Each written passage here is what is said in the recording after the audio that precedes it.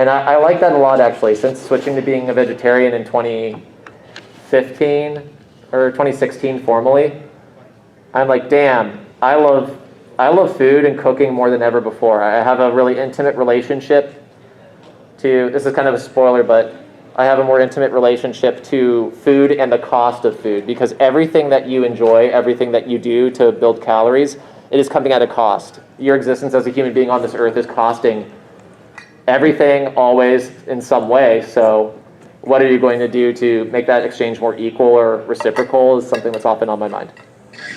Yes? Are there talk-related zines available within this room? Yes, we'll mention that more times than you want to hear. You need to put this mic by you. Thank you. Okay. If you ever can't hear us and you need us to get by the mic, you can just like, Yeah. and we'll go, sorry. Oh, we're still setting up, so one more question? I'm ready. Never mind, we're ready.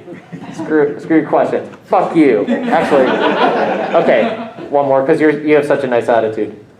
How do you get compensated for what you do? How do I get compensated? Oh my god. I have a Patreon related to furry art sometimes, and everything I do politically is volunteer work, but the compensations are non-monetary, and it's actually really sick. I can't wait to talk about how my life is easier since I'm having more collectivist posture. So with that, we're ready to start. For this stuff, we're not so interested in personal compensation. We want you to show up, and here's how. Yeah, the best way you can make my life easier is by taking this shit seriously and showing up locally. Yeah, so hi, thank you so much for coming to our talk. Show of hands, how many of you are already familiar with who we are? And hands down, how many are seeing us here for the first time? About 50-50. Maybe, oh no, it looks like more new people. Cool, all right. Well, we are Sasha and Stigmata. We are full-time professional furry artists. We've been doing furry cons for over a decade each and have been involved in the fandom since the early 2000s. We've been giving talks at cons for years now too. The first iteration of this talk was in 2022 when we were new to organizing ourselves.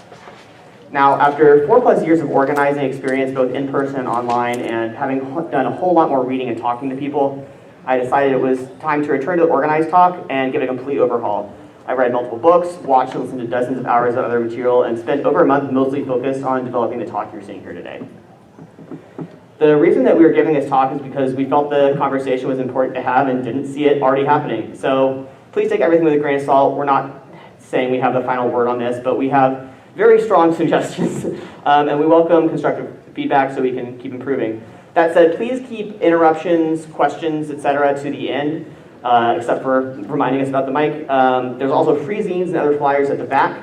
So if you need to leave early, please grab some. But yeah, we have some building to do, so let's get going. Around 2019 and 2020, I went through a period of intense climate grief. I'd cared about nature and the environment since I was a kid, and growing up, adults had tended to respond as though it was, cute and endearing of me to want to save the whales in the rainforest, but I also felt kind of patronized about it. And now that I was an adult, I just felt like people still didn't care when we were running out of time, and now my heart didn't just hurt about it, I was really and truly angry too. I did this painting about it. We watched a lot of videos and decided to try and cut out like single-use plastics, and we were already vegetarian, lived in the walkable area, so there wasn't much else we could really do to reduce our impact. We picked up trash along the river with our neighbor. But what more could be done? Give some money to an environmentalist lobbying group, keep voting for Democrats, and hope they actually do something? The world felt stuck in this track, and it made me feel trapped. And then 2020 happened. Seeing the world structures shudder and scramble in early COVID felt surreal. It really revealed how malleable the social and economic shape of our world really is. How many claims of, oh, well, we could never do things that way were simply untrue. Then George Floyd happened and the summer of protest. Seeing the protests and how years after BLM, police brutality was only continuing to escalate and nothing had changed, it really finally broke something in me. There was nothing left for me to trust in the current system. So what else was there? What could there be to do to pull the world out of this death spiral? I don't buy that this is just human nature. Humans are the virus, etc. It's a very white view that discounts the myriad ways that humans have lived as part of the land, etc. We are animals too.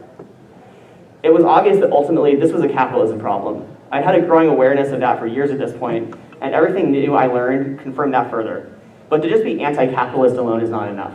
Knowing the current system needs to end is an incomplete answer. I knew it was time to go beyond what I was against and start deciding what I was really for instead.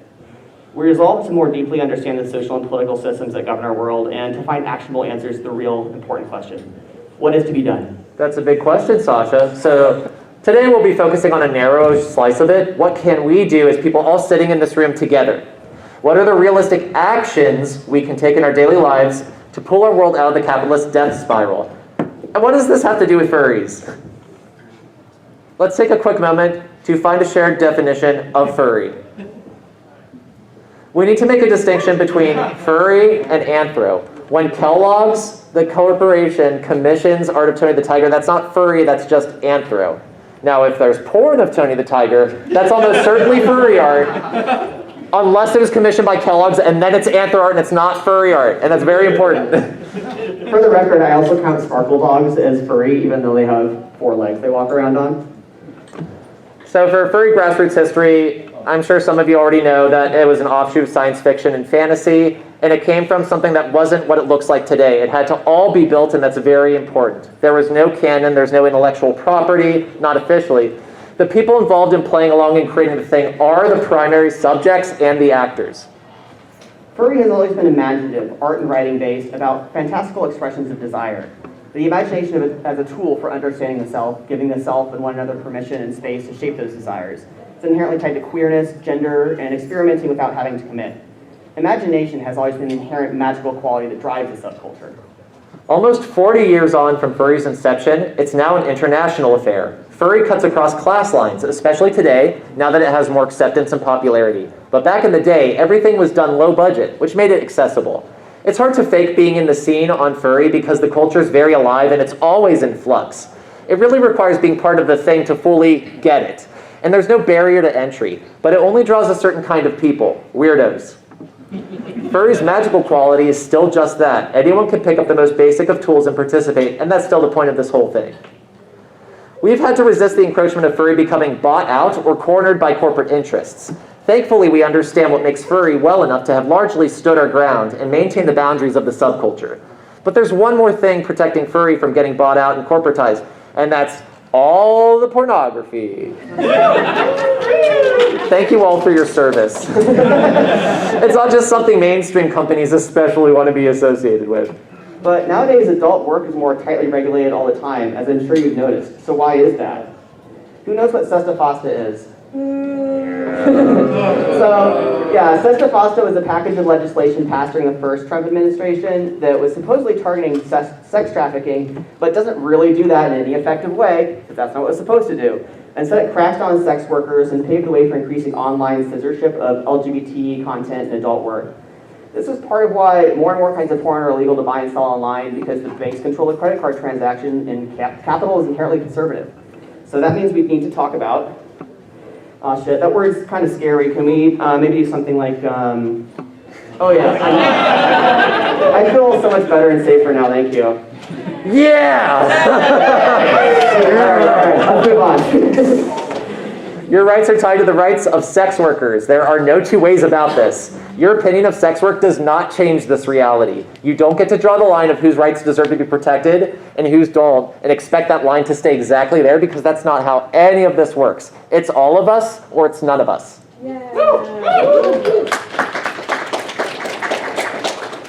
The mere existence of politics in the fandom has been a topic of division going back all the way to the Burned Furs, a group from the early days of furry who wanted to sanitize it and make it family-friendly by getting rid of the porn and the queers. Have you noticed groups with no politics rules eventually make things feel uncomfortable, if not unsafe, for those without ease of access to resources? Furries of color, trans furries, disabled furries, all these people face both direct and indirect aggression in their efforts to just exist in furry. These things have gotten better only because people have fought and struggled for them and been willing to force uncomfortable conversations. To say, no politics in the fandom, is to say, I personally don't have anything restricting my access to participating in this space, and so hearing about how you do face obstacles makes me feel uncomfy. Furry is a microcosm of the larger world. World problems are usually furry problems. For all the escapist fantasizing furries do, furries will always be impacted by politics. If we fail to realize this, then we will not be able to ensure the survival of our furry subculture. In the USA, politics can seem crass and aggressive, and that makes sense. Politicians only ever seem to let us down. But our understanding of what politics includes is really restricted. How can we talk politics? Why did my voice crack? I was through puberty. Okay, I could do this. How can we talk politics with it being an exhausting waste of time? For starters, when people mean, when they say politics, is politicians and the theater of politics. But that's not what politics actually is. That's just a surface level popular conception.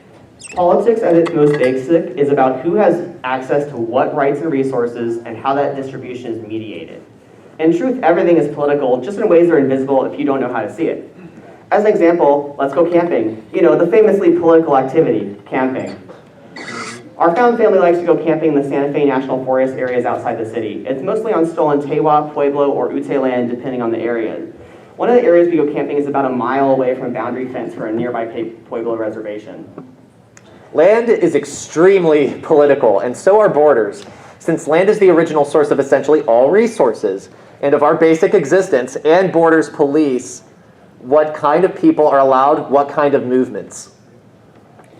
Next, there might be some cows wandering around near where we were camping, depending on the area. We certainly drove over cattle grates on the way into the forest. Cattle is one of the largest industries in New Mexico. The rancher who owns the cattle pays to lease the land for them to graze on it, but it's still public land, unlike in Texas where nearly all land is private. Actually, one of the reasons that we get to have so much public land in New Mexico is because the ranchers are paying this money. Cattle and sheep arrived in force when the railroad got there in the 1880s, and they permanently altered the landscape with their presence by overgrazing, which has decimated the grasslands. That means forest fires are far more devastating now.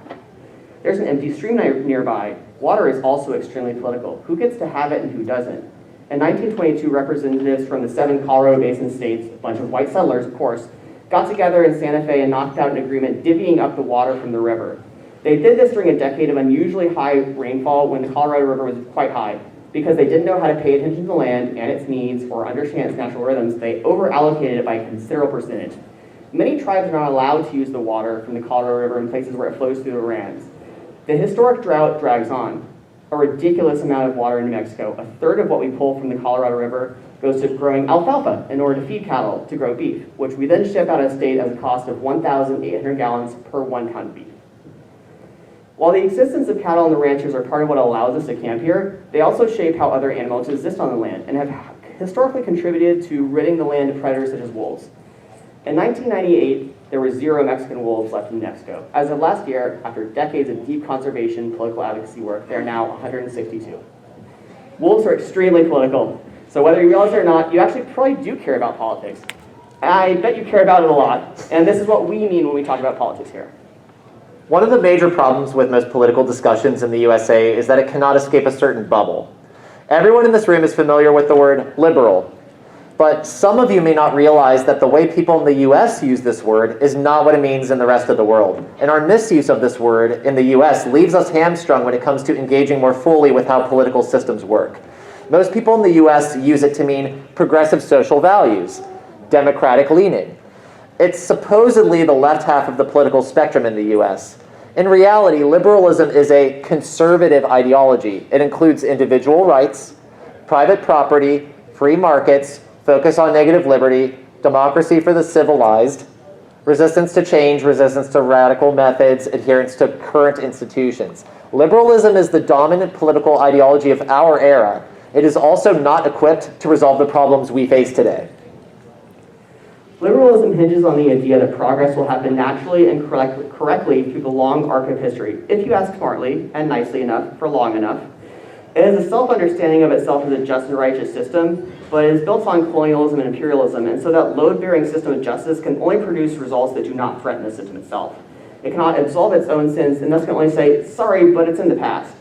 This is why it can only bring historically oppressed and marginalized people into its fold if they meet liberalism where it is and become a part of it. So, for example, the focus on gay marriage is the ultimate victory of queer rights rather than an interrogation of marriage as a concept.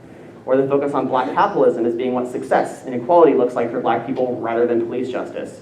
The sanctity of law being one of the major tools of maintaining settler colonialism to this day. Liberalism launders its own reputation by taking retroactive credit for civil rights movements after watering them down as something palatable and non-threatening. As a result, it's influenced our understanding of the history of these movements in ahistorical ways. Hence why we were all taught in school that Martin Luther King Jr. is good, but Malcolm X is bad.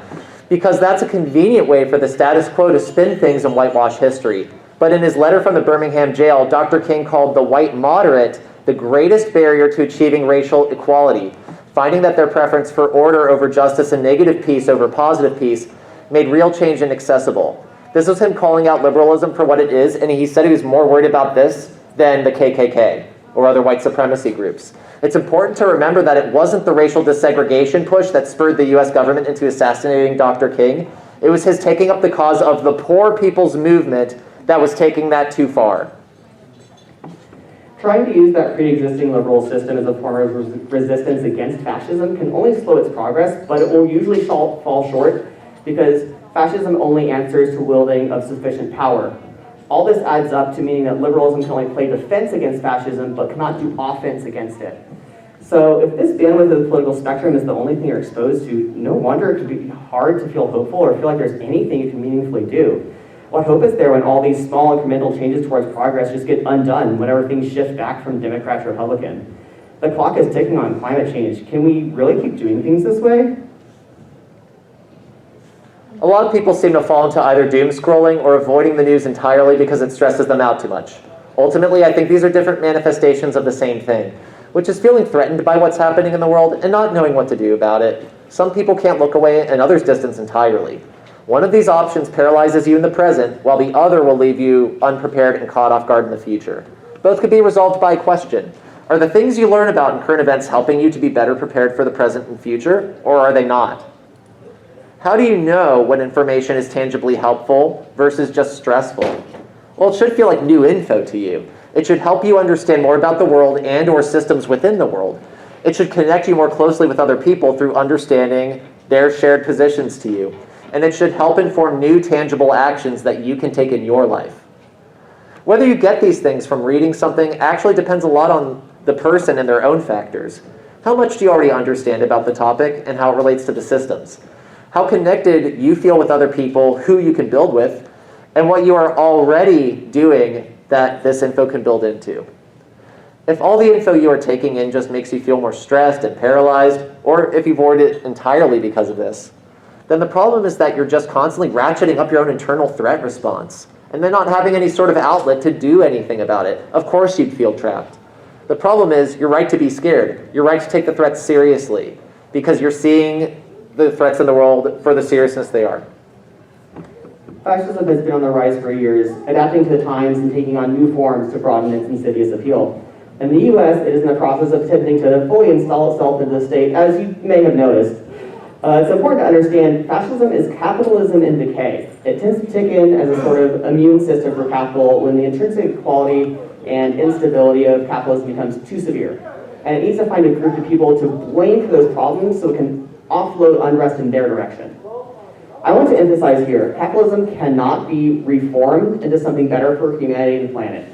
For its continued function, it will always require unemployment, infinite expansion, which is impossible on a finite planet, market crashes every 4 to 7 years, degrading quality of goods to increase profits, an upper class and a permanent worker underclass.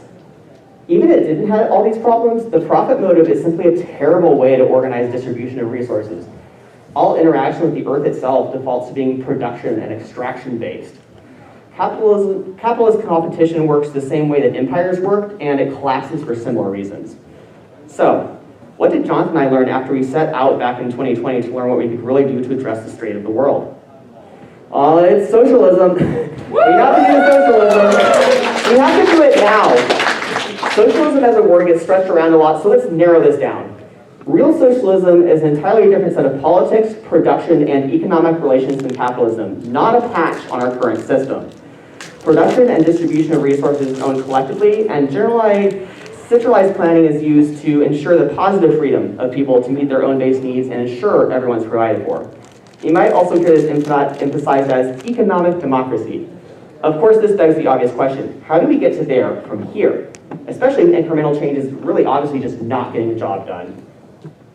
We can't rely on elections for creating real change. Elections can be effective on a local level, but the higher the office, the more bullshit the idea of them representing you is in the system. They're certainly never going to let you vote out capital. In New York City, they just had an intense Democratic primary for mayor, in which the socialist candidate, Mamdani, won over the entrenched establishment candidate, a corrupt sex pest.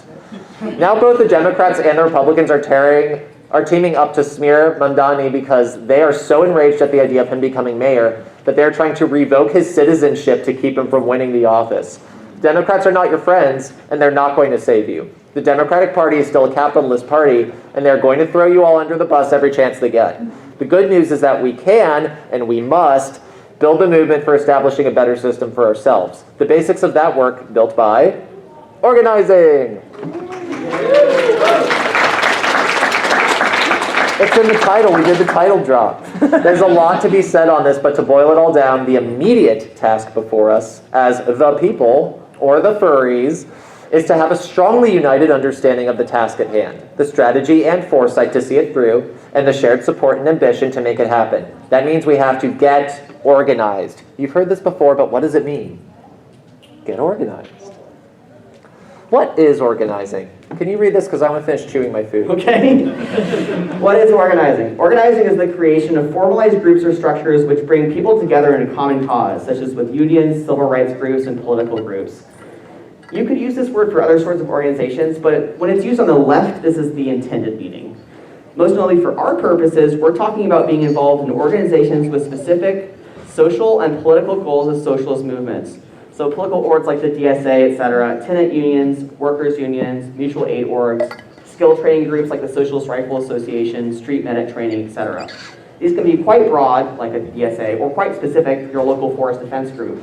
But in all cases, people are coming together and working together on the same page so they can accomplish shared goals. In-person is best, and in-person indoor events should include a policy of masking up so that organizing remains accessible to disabled people as well. Organizing is crucial because, well, ape together strong.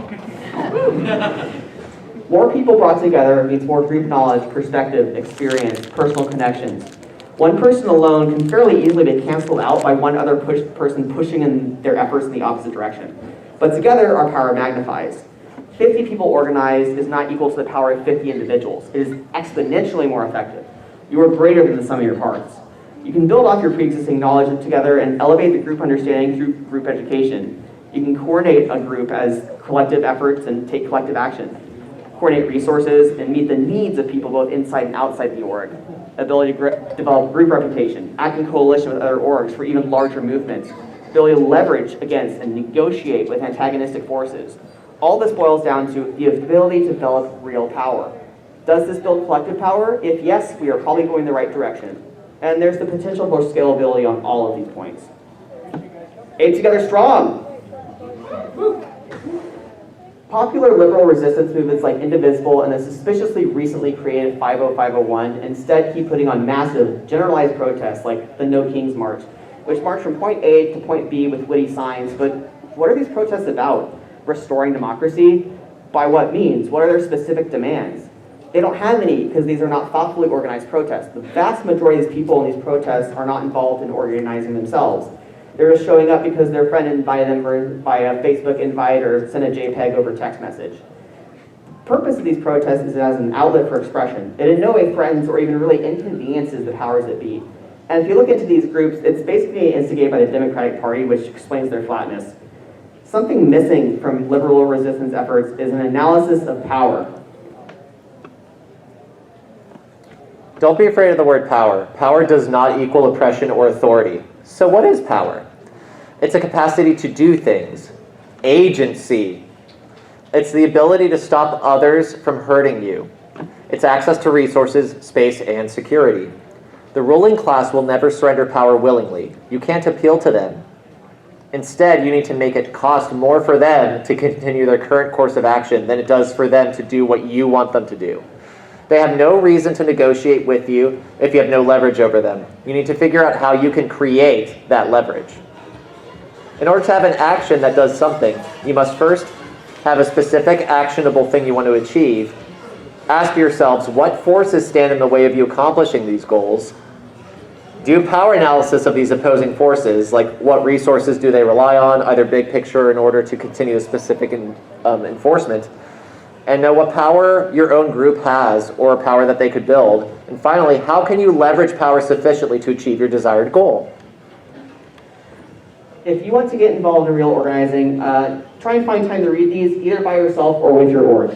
If We Burn is a crucial read for understanding effective versus ineffective protest approaches. It's a what not to do book. And Jane McCalloby's books especially read if you're doing union work or real organizing to build power. McCalloby covers a very important distinction: advocacy versus mobilizing versus organizing. Advocacy is a small number of people, often not ordinary people or the people impacted. It's a on behalf of. Privileged people pressuring decision makers on behalf of others, mostly. Mobilizing brings together larger numbers of people to the fight, but they're usually the same people, dedicated activists, so the burnout rate is really high because the same people showing up over and over again, and it doesn't really expand your base. Organizing is what you always want to strive for. Organizing seeks to continually bring in new people and to engage them directly in the struggle. Ordinary people are often the ones engaged in the work directly and in collective planning and decision making, carrying out actions, and steering the direction of the org. The accomplishments of the org make direct, tangible impacts in the lives of people doing the organizing work. It feeds back into them. Whenever possible, you should pursue organizing rather than these other two approaches. One of the major problems with organizing in recent decades is that it's actually advocacy or mobilizing rather than real bottom-up organizing. Unions especially are no longer concerned with engaging the workers themselves, instead focusing on making cheap concessions that don't threaten their employers. The unions making the biggest gains and real wins for their members are building real worker power through direct action. Even if you never actually go so far as to initiate a strike, having that option on the table is crucial to your ability to negotiate in other ways, since you can still threaten to withhold labor and have it mean something. At minimum, with pursuing any goal or taking any action, you should have an understanding of these differences and of how the smaller actions you take builds towards your long-term goals. So, what are the most effective orgs for the average person to join? First, easy answer: unionize. Your workplace, this is a great start. You spend the majority of your waking hours here, and you have the most leverage. That means that this is where you'll both feel the gains you make the most, and where you'll have the best chance of making those gains. What problems are you facing in your job? Are you underpaid? Is management hostile? Does your schedule change week to week? Do you have a long commute? What would it mean if those problems were fixed? Less stress at work? Ability to plan more than a week in advance? More hours in your day? What would you do with that? When we were talking about this at the table, a lot of furries brought up tech jobs, or work in the tech industry. And I'm going to be real, tech workers are some of the hardest workers to deal with on this front because of the cultural attitude in tech, your material conditions and all that. But all the same labor issues other workers face are coming for you now. You're not immune to them. So the sooner you can start thinking of yourself as a worker in your tech job, the better off you'll be. But tech workers can do a lot of useful things if they seriously join the struggle. So please, we hope you get involved. There are some links related to related articles and the resources we'll link at that end of the talk. Yeah, specifically for tech.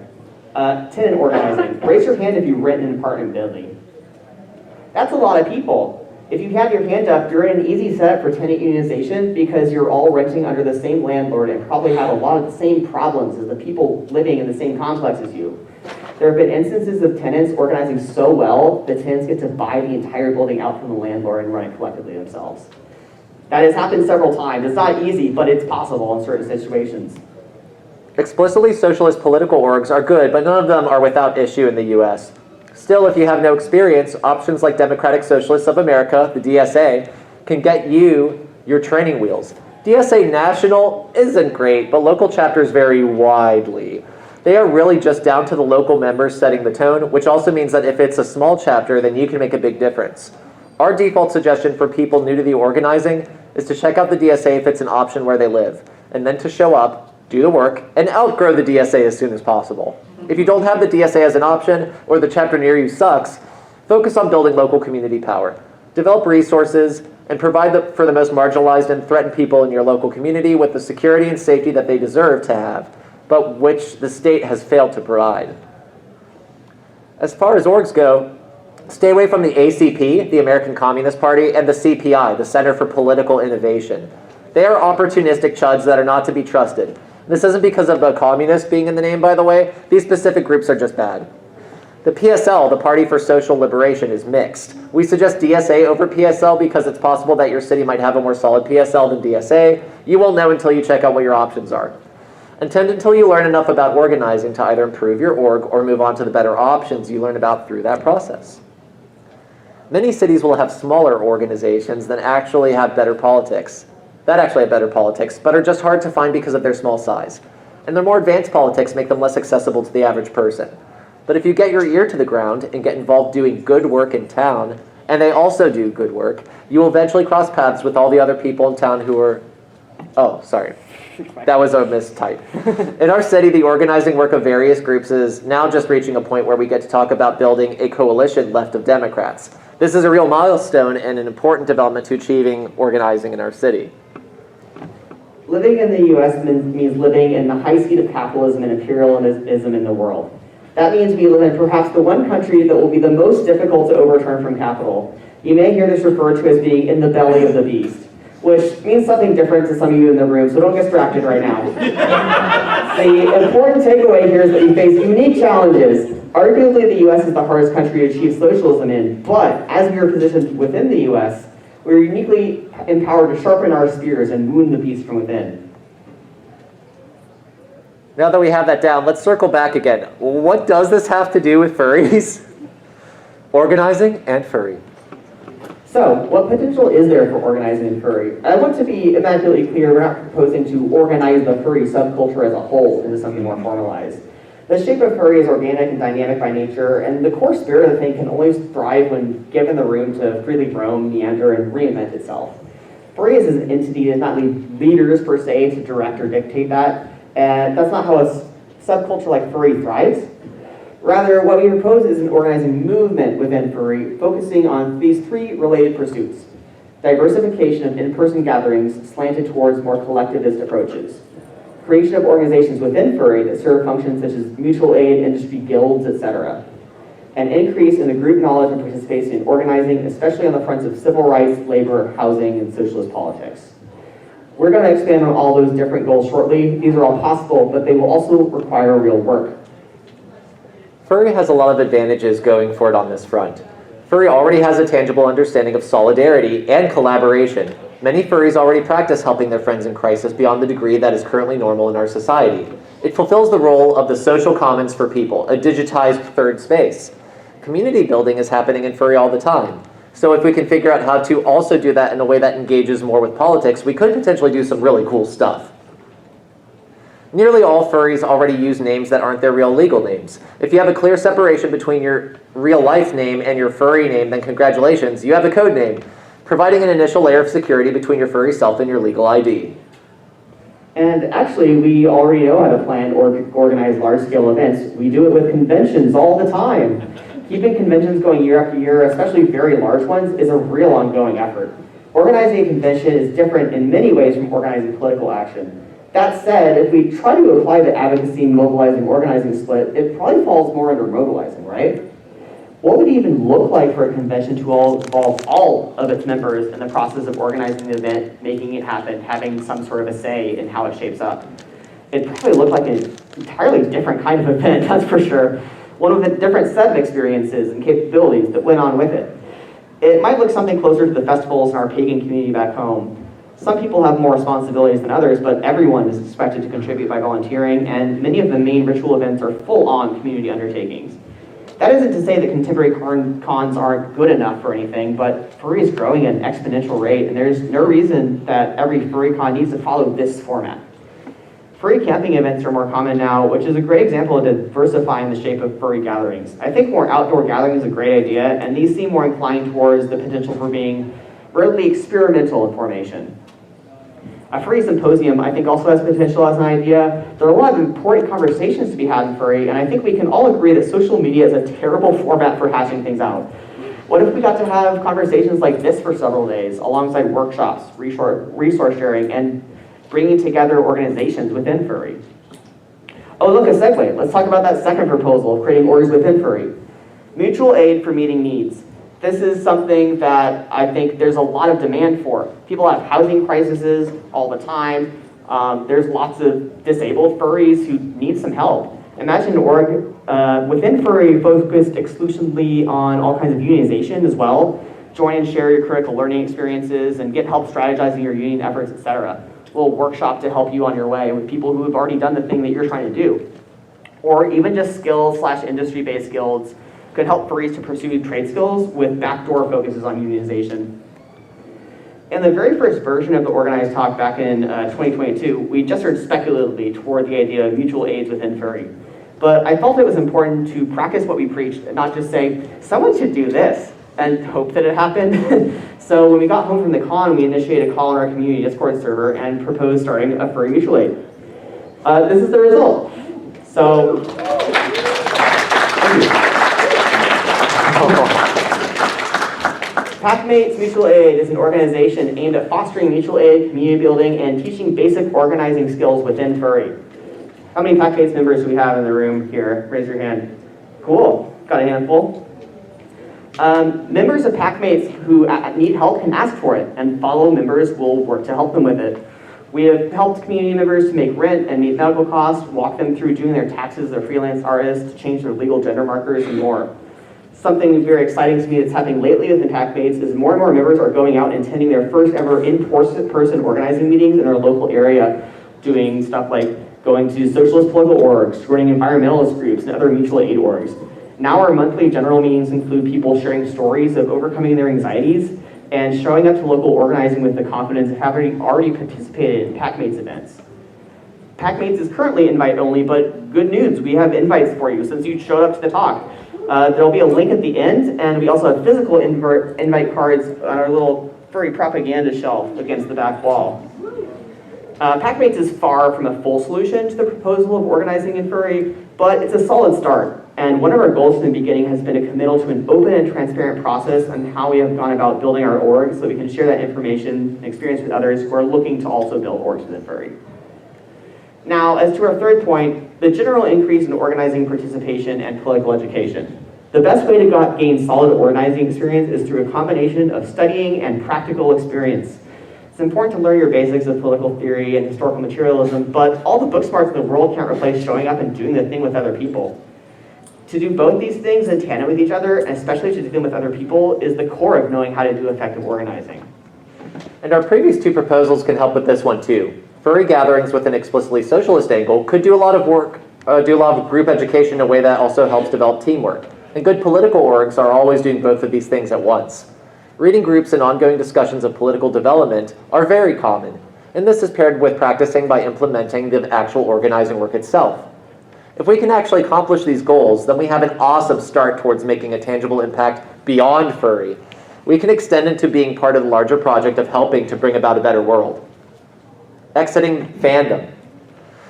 We talk all the time about the Furry fandom, but I think that Furry has become more than that. That's why, despite using it in the name of this talk for the sake of catchy alliteration, I've referred to it more as a subculture throughout the talk. Not to shit on fandom as an enterprise, but I do think we're beyond that now, and we should embrace that fact. What other fandom like this exists on Earth? None that I can think of. What we built here in the past 30 to 40 years is something really impressive. I want to pay respect to the founders of Furry, but Furry's grown a lot and we have more capacity than ever before. We can do incredible things if we decide to. Deciding means committing to paths of actions, not just sentiments and opinions. How could our current structures change and evolve to do more without removing what we currently enjoy? Make it a standard for Furry cons to have a resources hall, similar to a dealer's den, but for orgs. Yeah, that is a good idea. It wasn't mine, it was my friend who's smarter than me. Oh, where was I reading? Oh, thank you so much. Similar to a dealer's den, but for orgs. Help finding transitional care, local queer organizations, COVID safety resources, STI testing, aforementioned unionization assistance, mutual aids, learning how to delay an eviction. Further Confusion has a great start to this. They combine it with a play area with lots of creative props for the con's theme. Just needs more focus on highlighting what's available there in a high visibility way, with good signage for the key services offered. Currently, Furry does have a lot of consumptive focus, even if it's less corporate than other spaces. So how can we shape better cultural shifts that further encourage participation and not just consumption? How can we support the existence of culture making within Furry that allows artists to continue to survive without having to spend so much time, money, and energy on sales? Part of the solution here also comes down to shifting from an individualist focus towards a more collectivist one. We can have more artist collectives, which spread out the labor and collectivize in-house manufacturing. Even your non-artist friends can join and help keep things moving. Multiple artist collectives can then conglomerate into an artist union. More of a cultural emphasis on supporting artists through ongoing subscription services like Coffee, Patreon, and Camaraderie could certainly be helpful to smooth things over. But the very spirit of what art is and could be is smothered under capital. So it's going to be hard to fully resolve this while it still reigns. I think it's also important for us to engage with what art even is in a new way. Furry already understands that art is the backbone of so much of the culture. That's part of why I just do furry cons now. I had roots in fantasy art, and it's just cooler here. Making art, singing, dancing, these are all extremely fundamental human activities, but in our predominant culture here in the US, you aren't supposed to do those things unless you're good at them. There are plenty of stories of Westerners going to places like Africa, and when people invite them to join the group song, they say, "I can't sing," and just people stare at them confused, like, if you can talk, how can you not sing? But furry's not as bad about this. There's really no barrier to entry when it comes to making art, sharing, writing music, etc. More often than not, sharing an idea or concept through creative expression in furry is seen as being more important than the professionalism of the work. Here, art gets to be about connection and communicating imagination. This is one of the coolest parts of the subculture already, so how can we envision what it would look like to expand the mass of our creative energy as artists further in this direction? Or to be more direct and take this question all the way to the question I'm personally interested in, what is the role of artists in a revolutionary context and beyond? Art needs to be brought back to the masses as an essential and fundamental human activity. I used to do commissions from the angle of trying to meet the client's needs and understanding why they value their own persona as much as they do. And clients often told me that this was a therapeutic effect that I had done, and it often got confused with art therapy, which it isn't, and I'm not licensed. But it shows that it was important. It was really helpful for them on an individual level, and that's great. But I'd really like to see is more people openly engaging in this process for themselves. Furry is pretty good at having a culture of sharing art tips and resources, but these are almost always still focused on the technical side of art, rather than engagement with more cracking open discussions about what art is and what it can do for the person engaging in it. We encourage artists to engage in the democratization of art to the masses, but also in allowing themselves to be transformed into a member of the proletariat in the process, to think of themselves less as business owners or content creators, and more as workers who specialize in aesthetic crafting. Art and artists in a revolutionary context also, of course, serve the role of creating a more tangible vision of what the new world we want to create could look like. Inspiration. As this process of political transformation moves forward, eventually you are illustrating your own emerging culture's revolutionary history alongside the ongoing vision of the future, placing you as the artist in the context of being a part of this ongoing creation. This is also the solution to the lack of white culture, by the way. I don't have time to talk about that right now, but it's really cool. In this way, artists of all stripes are able to step into a more bardic sort of role, acting as a member of the people, telling the story of the people back to them, engaging in the crucial act of helping to build new culture. And of course, all sorts of artists can engage in various ways with creating educational content. Some of the work we could do now is in creating furry socialist propaganda by treating ourselves as already being on this path. Artists can create educational work in this direction too. The Media Committee in Packmates has been making educational zines, and people are hungry for that shit, and we do have it in the back of the room. Zines are coming back in a big way. Furry already has a more socialist lean than most other fandom spaces, but often this boils down to a sort of vibe or certain talking points. It often rests on identity rather than on actions. But we could potentially change this. The attention economy is one of the greatest shortcomings of the fandom, though. Can we make political education and material analysis cool and sexy without cheapening it? If we want any of this to work, we have to stop having internet brain about our social interactions and how we handle communication, conflict, and how we approach the basic ways we treat each other. Thankfully, we already wrote an entire other talk about that. There are zines on the chair by the door with notes from this talk and a link to the full other talk slideshow on the back of the zine. There's also a link to this other talk in the notes for the end of this one. So if you're into this kind of stuff, be sure to check out that other one as well. We worked really hard on it. Furry has a weird blend of individualist and collectivist traits. We have shown a lot of community resilience, and we can coalesce around certain issues to assist individuals in need. But at its core, there is still, of course, a lot of unexamined individualism. So many furries emphasize looking unique and being an essential thrust of their persona design. Reproducing celebrity culture around popular suitors and streamers and all that. Sexual viability is used as a social currency, and you can especially see that in ageism in the fandom. Limited willingness to alter behaviors in a way that would increase accessibility for others, such as masking up for disabled furries or making sure that we have always translators for furries who prefer signing and not speaking. How can we make collectivism the new space of exciting territory that furry expands into? How can we create exciting new visions and realities of this as our future? We believe this is the best possible path for furry's future as a subculture. This question is more crucial than ever. And being at yet what is gonna, I'm sure, be another record-breaking attendance con and seeing things straining at the edges, furry is growing faster than is good for it, but there's also no good way to artificially stop that. A huge number of younger people who don't know our history or our priorities are flooding in. I'm glad more people get to experience furry, but I'm afraid of us losing the thing that makes us special. And if you're a new person only surrounded by other new people, then where are you learning what the norm is and how to keep that initial spirit with us? I think it's essential that we very actively take it upon ourselves to build and spread a radical cultural standard of collectivist organization everywhere we can within furry, while we have the opportunity, before the essential heart of what furry is, and especially what it could be. We still have time. In conclusion, the world is at one of, if not the most impactful turning points in history.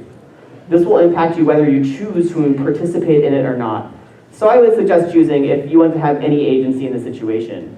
It goes without saying, but furry is part of the world, so the future of furry is certainly at stake too. Right now, the far right is better organized than we are. We have two main advantages. Firstly, there's elite infighting going on, which is an essential advantage that you need to make progress with any of this stuff on a large scale. Second, the particular fascists in power are really fucking stupid. They're drinking their own Kool-Aid and are making some incredibly embarrassing mistakes. However, these advantages are completely useless to us so long as they are better organized than we are. As scary as these times are, we also stand to gain tremendously in pushing the world onto a better path, but only if we show up and take our personal and collective homework seriously. And that work is deep, but I believe there's no better life to be made which can be found in the pursuit of this. at the end of the day, the masses must organize. We must study that which has come before and become part of the ongoing socialist political tradition. There is a great wealth of what has been tried, what succeeded and failed, and we only get to become part of that by engaging intentionally with it. We're not starting from scratch, and that's a great thing we shouldn't take for granted. Something central to the socialist tradition is the self-analysis of what has worked, what hasn't, and why.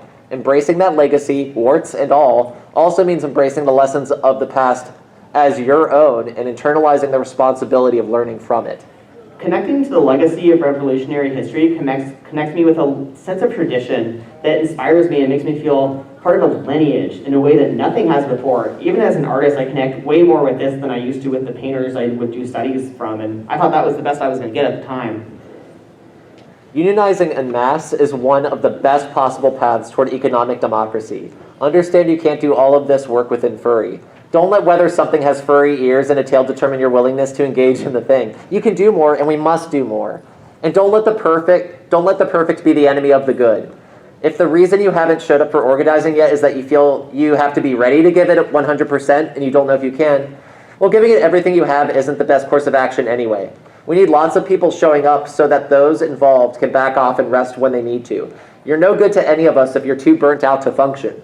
Part of showing up is learning from your limits by testing them and learning.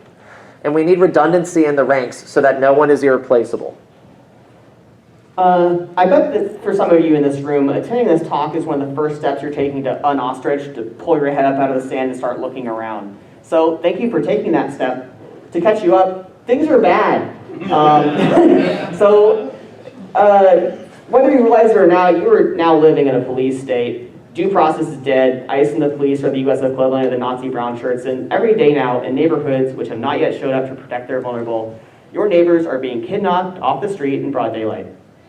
Hundreds of thousands of Palestinians are dead in Gaza, many of them children, and the U.S. has bankrolled it the whole time. I don't say that for shock value, but because it's true. And protecting yourself from knowing how quickly fascism is progressing in this country does not protect you and the people you care about from being impacted by it. But this is also a time in which doing the right thing is so manifestly obvious. Look how many people are in this room. We have tried to have this conversation with people for years, but things weren't obvious enough for people to listen. Now they are, and we stand a chance to do something about it. And we have all the culminated lessons and efforts of historical struggle behind us. If only we take it up and claim that history as our own. The fall of capitalism is inevitable. It's not just a malevolent system, it's one that is impossible to maintain. The question yet to be answered is what that collapse looks like, and how devastating the destruction has to be for the new world to be born.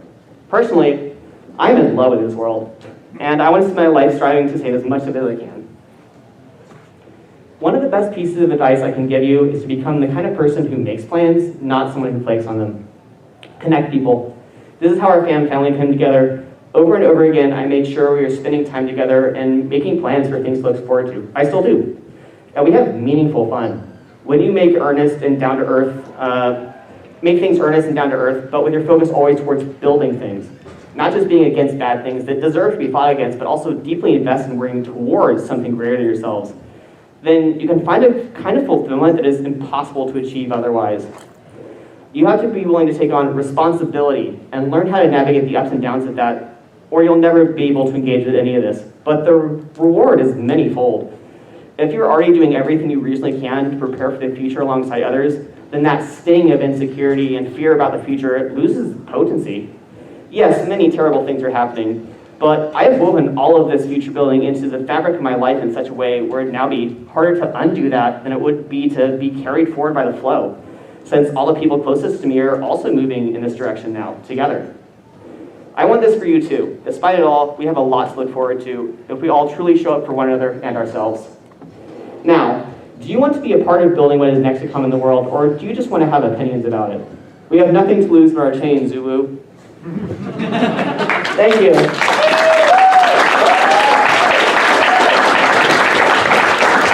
Thank you, Sasha, for diving my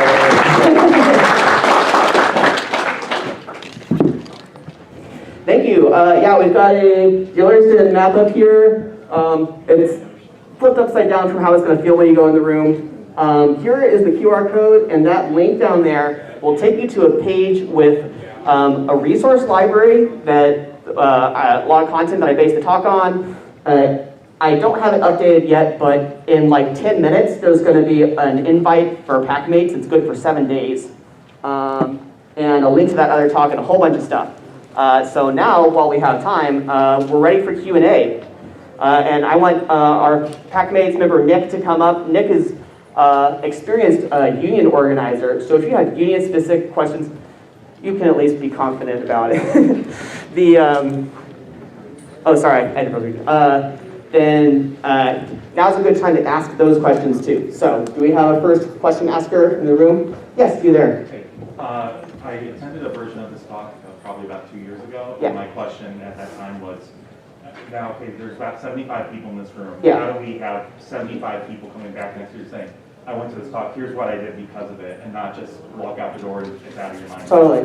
Yeah, the version of the talk that we first gave was certainly a rough draft of us throwing a bunch of spaghetti at the wall.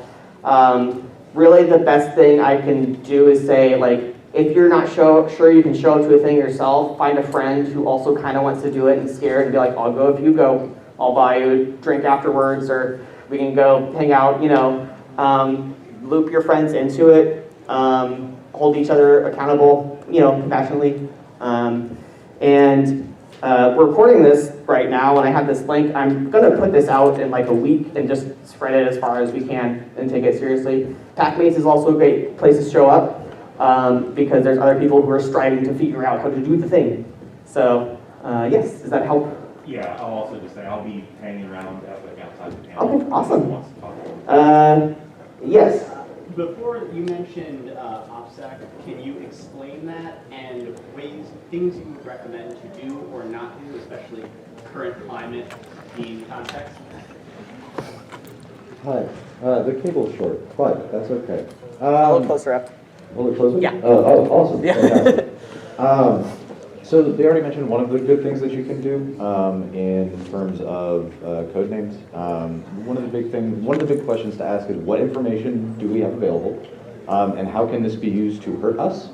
And so from there you have a threat model. From there you can then discuss ways to appropriately react to that, to make sure that it can't be used to hurt you. One of the things that we do here in our org is that we have a vetting system for people who come in to kind of just a basic litmus test. We literally ask for an introduction, which is not a whole lot of effort, but it does raise the amount of effort that like a basic troll is going to put out to join the org and fuck with us effectively. We are aware that that's not going to work long term, that's not going to work forever, but that addresses our needs right now. We are conscious of the information that we have available. We have personally identifiable information for people, we have payment information for people. We're conscious of the platforms that we send that information back and forth on. We do most of our organizing on Discord, but we have certain applications that are we don't really want to do on Discord because it's not a secure platform, so we move to different platforms for that.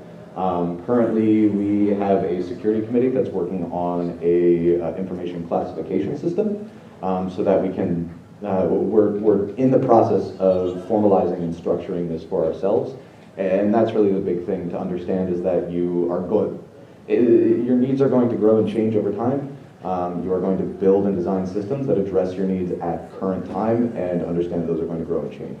So, does that answer your question? Awesome. Do you use Signal? Yeah, absolutely. 100%. Signal's great. Yeah, Signal's not 100% ironclad, but it's way better than probably anything else you're using, including Telegram. Telegram's less secure all the time. Purple shirt.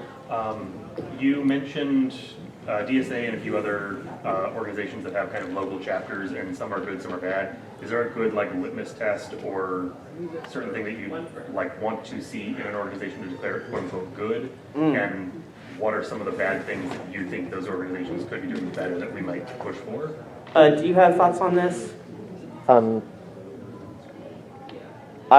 Because when we had friends who were going to a DSA chapter for the first time, you had suggestions for questions they could ask. What were some of those questions to feel out the chapter?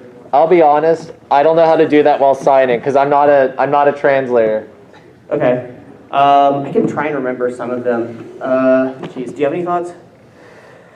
For groups for Like how to tell whether an org is worth your time and whether it's mature and doing good stuff or just kind of faffing around or is maybe legitimately has some toxicity.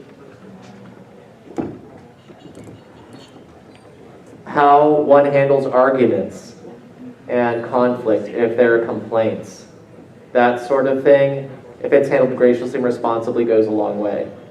Also, be aware of demographics. If everyone's white in the room, don't expect them all to have a good understanding of racial justice. If they all seem to be able-bodied, don't expect them to understand disability justice.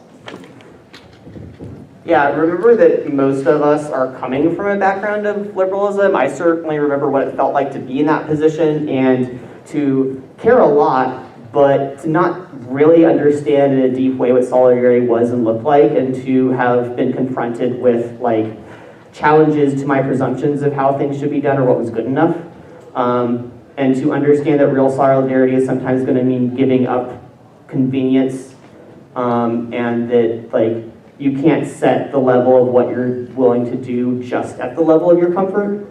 So those are all things I would look for. At a certain point, you kind of have to get in there and see how the wheels are spinning for a little while. And that's part of why I say just kind of like jump in, and if something doesn't feel right, then you're going to see it, you know, and you talk to other people if you go with your friends, and you can have conversations about it and stuff. But also like, in a lot of works that you can, like DSA often has like a happy hour once a month or whatever, so you can relax with people in a more social context and get to know them as friends, and that helps a lot too, I think. Hi, I have a question about, so if you get involved, if you work with an org, I work with a local Food Not Bombs chapter, how would you bring up to them, hey, there's this subculture, and I think there's a lot of people who believe in what we're doing, but haven't made that step yet. Do you have any recommendations for broaching that conversation of, I think there's value in being here? Well, Jonathan and I are professional furry artists, and so it comes up eventually. We tend to just kind of have a good self-effacing attitude about it. Like, I'm willing to take the piss out of myself about being a professional furry artist. I think that helps. You know, you seem to have a great attitude, so I would just trust them with it and be like, so this is funny, but, you know, If they are like so weirded out by furry, then they're not ready to do anything real or complex anyway. The question more would be like, okay, so how does telling them about furry interface with getting more people into the org or getting the org to connect with other groups? Do either of y'all have thoughts on that particular thing? Because I kind of have those as separate spheres right now, my in-person and my online organizing. Yeah, I mean, I'm kind of there with that. They're kind of separate spaces for me. But one thing that I would say is that if you can demonstrate that the subculture has the capacity to affect change, results are really hard to argue with. Yeah. So if you're able to organize, I mean, obviously it wouldn't be Food Not Bombs affiliated, but organize a food drive or bank or something. Sasha and Jonathan talked about FC's resource hall. But being able to provide that effective change, then you have a good thing to point to say, this means something and can do something. I think the axis I would see for interaction there would be if you are in a city with your org that has a FurryCon in it and say, can we have a booth at the FurryCon? Like, you might be surprised. I think people are ready to have conversations they haven't been ready to have before. So Yeah, no, I'm moving to a city with a pretty big awesome. club, Yeah, and go I'm for planning it. on getting a Yeah, big reach out to club. the staff well in advance and be like, hey, is there a way we can make this happen? And also, I would love to see other resource tables. And if you have any sort of organizing experience, you could also be like, I'm willing to be the person who volunteers at the con to organize this space. That could take some weight off their shoulders and they won't know if you're giving them more homework too. Yeah. Yeah, so I'm an international student and I may be speaking on behalf of any group that is at risk of being thrown out for any sort of organizing. What can we do? Do you have thoughts on this? So many. What was the question? If you're a member of a group that is potentially at risk, say through something like your gender or immigration status, then what can you do? Organizing is, or at least can be, an inherently dangerous act. You are trying to build something that threatens the status quo, potentially. So while some members of a org that you'd want to be involved with might be better protected, no one is fully protected. What you can ask of the people around you is to have an understanding of that fact. And the ones who are better protected need to understand that and accept that as a responsibility. And for the ones who are less protected, more vulnerable, you got to do your best to keep yourself safe and on the organizational level, build structures to try and keep each other safe as best you can. Yeah, I think even if it's not becoming a member of an org where your name's on a roll, there's still ways that you can show up, and there's groups who want to protect people of marginalized status, where that's their whole point. So if you can be like, here's what my needs look like, then you're in some ways doing them a favor by giving them a clear picture of what their duty is and the actions they can take to provide for you. I would also say, I can't remember the exact terminology, but Stigmata was talking with local organizing about threat level scales for individuals to say, I'm at higher risk for being arrested than some of the other people here are, and I want people around me to know that because there's a certain point where if things start happening, I need to bounce. And having so that people can look out for you and protect you if you are one of those status individuals is also an important thing to have established. Yes? How do you convince someone who is politically disaffected to get back and re-engage, especially whenever they already have the mindset of good politics? That's a hard one. I mean, that's part of why I wrote the talk. It's hard. Like at a certain point, like we've had to deal with this somewhere. John getting disabled by long COVID last year, and so getting to say like, I am the affected group. If you aren't wearing a mask, then like I have the potential to become more disabled more easily than other people do. And so sometimes it's just down to putting yourself on the line and say like, hey, you're my friend, right? Like there's an axe hanging over my head and you get to decide what kind of friend you want to be right now. That's a very direct way to put it, but also like, I don't have fucking time for this anymore. You know, I don't have the patience. If you're not willing to show up for me, I'm gonna go hang out with people who are willing to show up for each other. Like, that's like part of what's happening. Like, I'm sure we've all heard the very pithy statement, have you ever wondered what you would be doing during Nazi Germany? Well, you're doing it right now. So at the end of the day, I am prepared to walk away from people who aren't on that page and don't want to be. I can't help them get to that point. I have other people who will listen more. That's not a very friendly sentiment, but I think it's fair at this point. Let's see here. Red shirt. Well, do you have any, sorry if this is an open-ended question, but recommendations for rural organizing? Because I have 2 DSA chapters, one about an hour away from me, one that's about an hour and a half away from me, and neither really represents my area. You breathed in. Yeah, so that's my background. I have lived in rural areas my entire life. Background what? Rural organizing. Go for it. The answer is that you do the best with what you have. One of the big orgs that I organized with for most of my earliest time doing this was centered in a city about an hour away from me. But generally, rural orgs in particular have an understanding of that spread outness, and they're generally pretty good about accommodating for that. All of our meetings were online, especially because it was COVID times. But as we started to transition back into in-person, we maintained, it was a hybrid. We recognized the value of having this Zoom meeting was the platform we used to be able to meet over distance. So you kind of have to trust the orgs in your area. And we are fortunate enough to live in times where geographical location is not necessarily a severely limiting factor anymore. And a lot of orgs have recognized this or were forced to with COVID. I think you might be pleasantly surprised by the orgs in your area. Also true that some of the best organizers that I've ever met are from really rural areas.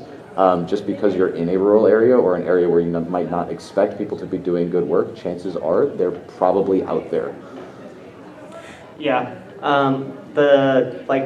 our local DSA, every general meeting also is happening on Zoom, and that's a little clunky sometimes to kind of keep people in sync and caught up, but we do still do it because it's still worth it. You can also be in the position where you establish yourself with a local org by driving a few times, and then you're like, all right, what work can I do remotely that's going to be helpful to people? Because often there is remote work to be done if you have a role such as being like a treasurer or something where you just kind of got to get through some stuff. Or a lot of outreach stuff happens on like Action Network now, where you can run like checking in with people. Hey, our meeting is this time. Are you going to be there? Like RDSA for a while was putting out those bursts and increased attendance if people get someone they know who texts them and say, are you going to be there? Do you want to show up to this?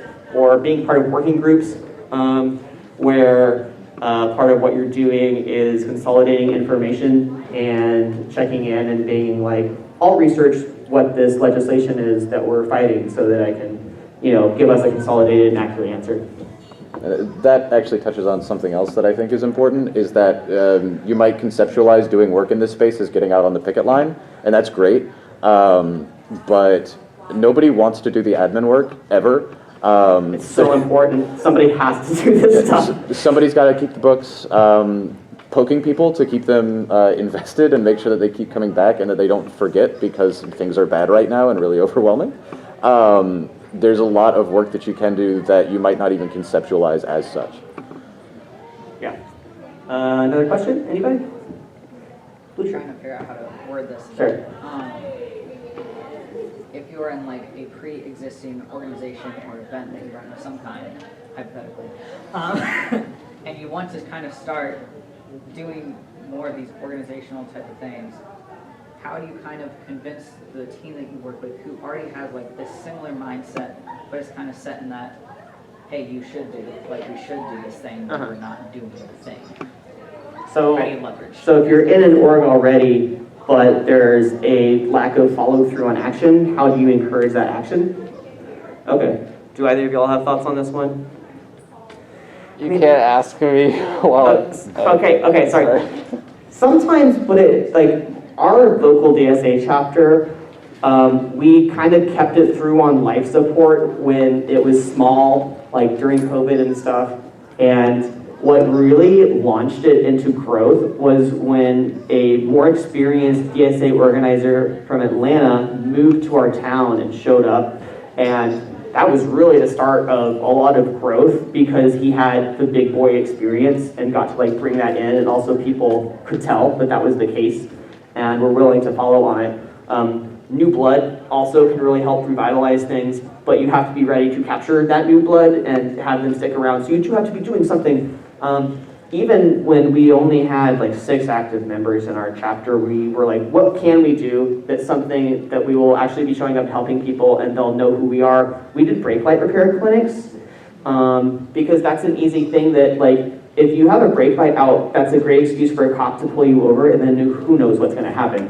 So if you can do something like that where you're just like you're in a parking lot somewhere that someone said you could use, and brake lights are not expensive and it's not hard to learn how to do it, that's like one thing we did. Something like going and handing out burritos is also helpful. So just those small things where you get to go out and do a thing, and then you did it together and you feel good about it is not nothing, you know? So. You had your hand up. Yeah, I was just asking about songs, posters, art, ways to appeal to people and say, hey, we're still doing this thing. How do you reach out and grab more people? More people for creating inspirational and educational and involved material. I mean, we've also on Packmates had periods where everybody was kind of hibernating and like dealing with stuff in their own lives, and sometimes we did kind of a restructuring on our server, and so sometimes part of what's getting in the way is that things are too disparate or people aren't connected with each other directly in the ways they need to be in the current shape of things. That's not to say like, if you have this problem, just completely restructure everything and it will be fine. It's not necessarily necessary, but yeah, again, bringing in new people can help, and also if you have like a specific idea that is cool and you can get people excited, that's good. What really made a difference for us with the media committee on Packmates was that we have a friend who has like project manager experience, and at a certain point I was like, can you just be the project manager for us for a little while? And so they were like, oh sure, and they just went into Notion, did this little like structured thing, like created forms and things we could fill out to be like, what is the purpose of the thing we're making? You know, they broke it down into parts that were really like effective, and that we were just like, oh, I can fill this out, and then you have a plan to do it. So for us, we really needed the structure, because that made it a lot easier to be like, who wants to do this part that we already have an outline for right here? And I don't know if you have a link to the Packmates invite, you should check it out and just go in our media committee and see what that looks like, because that might be helpful. Yeah. Yes. There was a question earlier about like information security, internet security, that kind of thing. I actually gave a talk on that here at Anthrocon 2 years ago. Awesome. I'll try to get the slides up on that Packmates. Oh, that would be great. Yeah, just link it in there, and we'd love to see it. There is a political education forum thing on there, and you could totally make a thread with that. We'd love more info about that. I think you were still looking at putting together like a talk or something on the server for it too, so we could totally use more hands on deck for that. Anyone else? Any final questions? Yes? It's not up there yet because I just didn't have quite enough time, but if you check on the Furry URL org in like 10 minutes, I'll try and get it up as soon as we're all done in here. There's also invites on the Packmates business cards in the back on the little Furry propaganda. Yeah, the little red thing. Yes? Wasn't the author that you had up there earlier, Jane McAlevey, yeah, let me go back to that. Here. These are also linked in the notes for the talk. And then we also have some of this stuff on our community resource database too, with a bunch of other things. Anyone else? Yes? Earlier you kind of mentioned or hinted at like stuff that tech workers can do specifically to help the organization. Do you have any more like resources or stuff on that? Yeah, there's some, I think it's by Cory Doctorow. There's some links to some of his articles in the resources on the that last slide, the tdurl/furry.org. I don't have experience in tech, so I just kind of had to build up as best I could for this one and ask some friends who do. Yeah. Cool. All right, well, we should get out of this room so that the next talk can have some space, but you're welcome to come talk to us at our table. I hope I get to see all the servers. Thank you so much for coming. We appreciate it.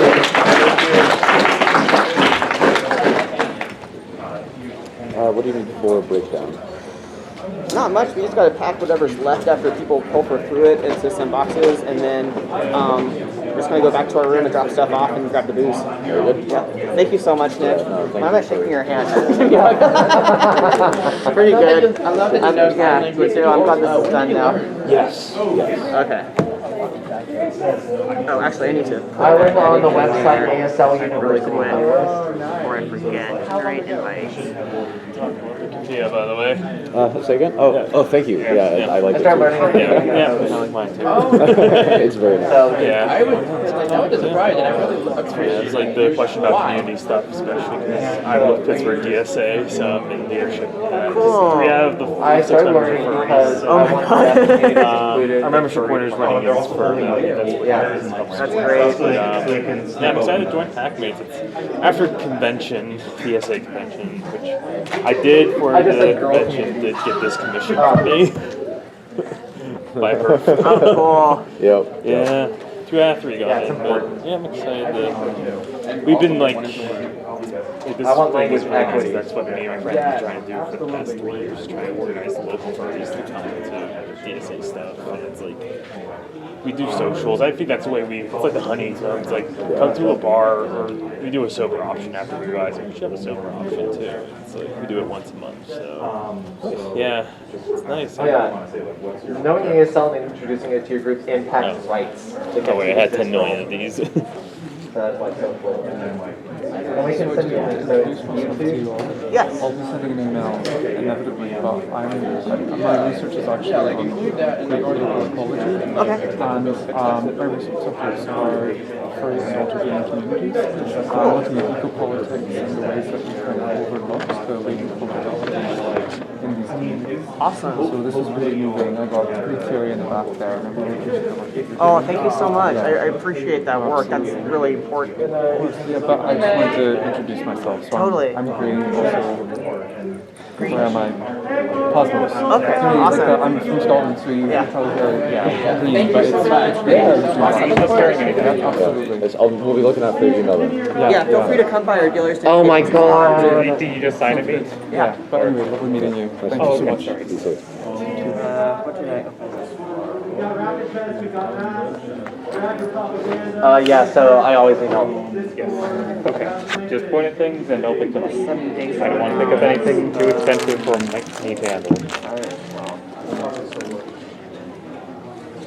Thanks for coming to the talk. Huh? Thanks for coming to the talk. Sure, I was already at the FC one, but I didn't really get, I got distracted and I didn't really get much very involved. I'm just lurking the server, so I'm trying to do more, but... It's good to have you here. Anyway. I have no idea. Probably, we have Star slides Trek more managed to get away with the socialist utopia back in the 60s. but we're just going to go back to the room so and drop stuff off. maybe. There's hope. Yeah, so according to Star Trek, we were due for World War III by now, so... or eugenics wars at least. I have a meeting at 10 a.m. tomorrow.